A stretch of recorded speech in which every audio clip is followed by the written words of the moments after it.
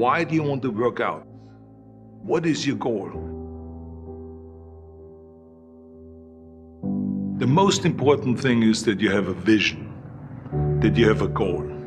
Because without that vision and without that goal, again, you're drifting around and you're never going to end up anywhere. People don't become successful just by accident. You know, I mean, maybe the guy that found gold in California and started the gold rush, but don't count on that. That's a one in a lifetime kind of a situation. So you got to really have a specific goal. And to me, to have that vision that I want to be Mr. Universe, that I want to be the greatest bodybuilder of all time. That was a great vision, and that specifically to look like Reg Park and to be up there on that stage and to lift the trophy overhead and to win the championship over and over and over again. So that was a great goal. You have to have a goal. Now, it doesn't have to be that specific goal, but it has to have some goal. This is why I always recommend to people, sit down, take your time, and start thinking about, why do you want to work out? What is your goal? And that can be as crazy as it is. It could be, I want to impress girls. If that's your goal, so be it, but it motivates you. It could be that you're emulating a certain, bodybuilder or a certain football player, a certain boxer, whatever it is. Have those pictures put all over the wall like I did when I was a kid. I put pictures of Reg Park and of Sonny Liston, of boxers and of Ali and of powerlifters and weightlifters all over my bedroom, wall. So that every day when I go to sleep, every day when I wake up, I look at those pictures and they motivate me. You need that motivation, and then therefore you have this kind of imprint in front of you all the time, and you know exactly what you're chasing. People always come up to me and says, why are you smiling? You're working out 5 hours a day. You're doing the same as the other guys, but the other guys have a sour face. They're pissed off that they have to do another rep or another set or something. I looked forward to another 1,000 reps of sit-ups. I looked forward to another 500 pounds of leg press or squat. I looked forward to doing more and more curls until my arms fall off. Why? Because I knew that every rep that I did and every set that I did and more weights that I lifted, I get one step closer to turning that vision into reality. So I was turned on by that. I was excited. I couldn't wait to get to the gym.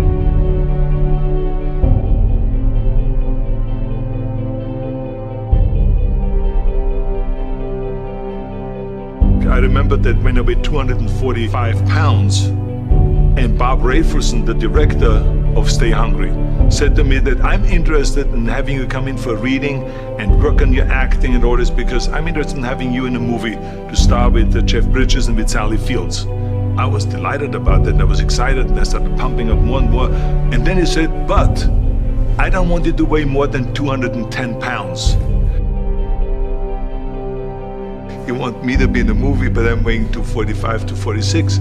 I say, I just won the Olympia, I say, which was 1974, and I was really at my biggest.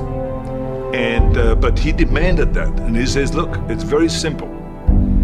On the day we start shooting, he says, I'm gonna put you on a scale, and if you don't make the 210, you're out, because I have someone else in mind.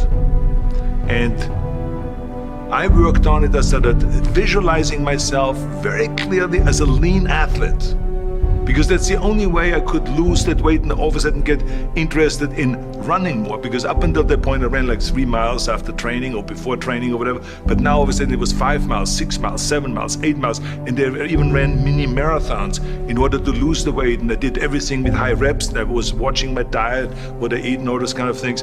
And but the day before, I remember we were in Birmingham, Alabama. The day before I was at the YMCA with Bob Rafelson. He was swimming and I was working out, and I was running. There was a track there and I was running. He says, let's step on the scale.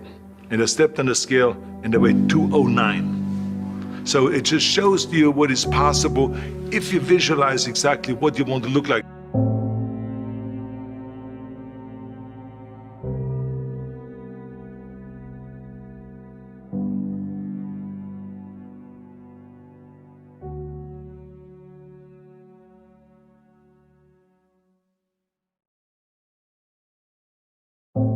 And there was no room for any kind of like, well, I can't get my act together or anything like this, because there's only a certain amount of time. But the key thing again is have the clear vision. Have the specific goal of what you want to accomplish, because then you never go to the gym and you say, the day I feel down a little bit, I don't know what it is all about, I don't know my life, I'm confused. No, I tell you that I was a perfect example of someone that was not confident at all.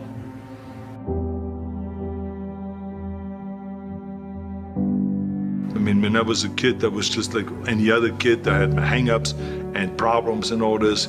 But when I joined the weightlifting club and I won my first little trophy because I did the best clean and jerk, and then we went to another meet and I won another little trophy, I started feeling like somebody.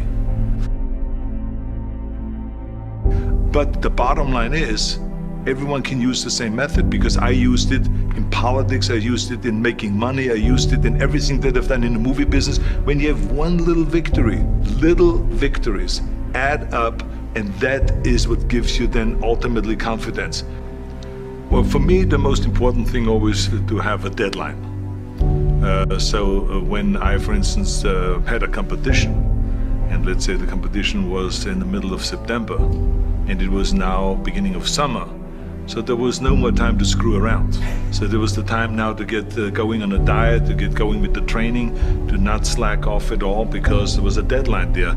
The day of the competition, I had to be in the best shape possible. And I knew that if I come to the competition and I lose because I did not schedule my training the proper way, or I didn't have the right frame of mind, or I didn't give everything, literally worked my butt off, I would be just so angry. So I never wanted to be in that situation. So this is why it was very important to pick that time and to say, this is when I have to be in top shape, and then I work towards that. But it's not just with the competition. I mean, it's the same in the movie business. I mean, to me, it was always a big advantage when I said, okay, my movie starts on April 1, and I have now 3 months, so I have to get really in great shape. So you pick those times. It could also be that you have no movie and you have no Mr. Olympia or no Mr. America, no Mr. Universe coming up or any of those things. But you say to yourself, the summer starts in June.